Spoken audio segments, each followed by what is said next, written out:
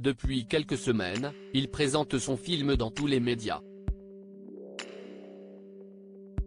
Mais ce mardi 15 novembre, c'était aux spectateurs de découvrir enfin Reste encore un peu, la nouvelle réalisation de Gad Elmaleh.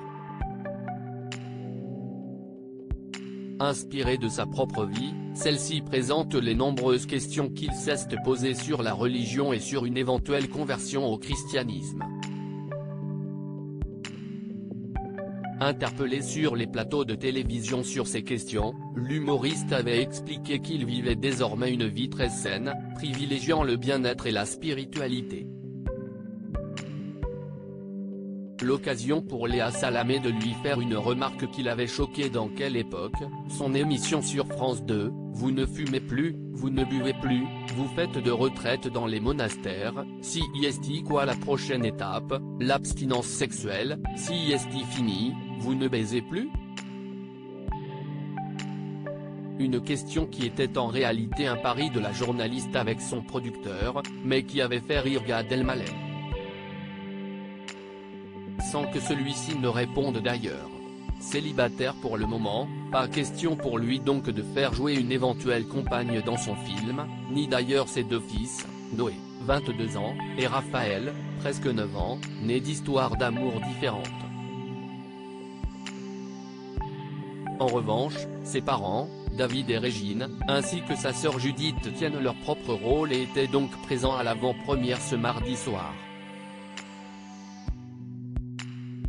Des invités pour sa quête d'identité présents dans son habituelle tenue noire, l'humoriste était en effet entouré d'une partie de sa famille. Mais pas entière, son frère Arié, qui ne joue pas dans le film non plus, était absent. En revanche, parmi les autres acteurs du film, on comptait la jeune Olivia Jubin, qui interprète le rôle d'Agnès, ainsi que sœur Catherine. Et d'autres célébrités étaient présentes comme les humoristes John Rachid et Tariq, tous les deux venus découvrir le film de leur compère.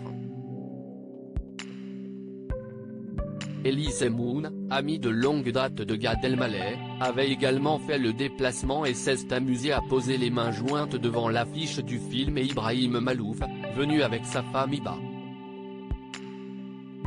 La sublime Nadia Fareys, dans une veste en fourrure, avait également fait le déplacement en solo.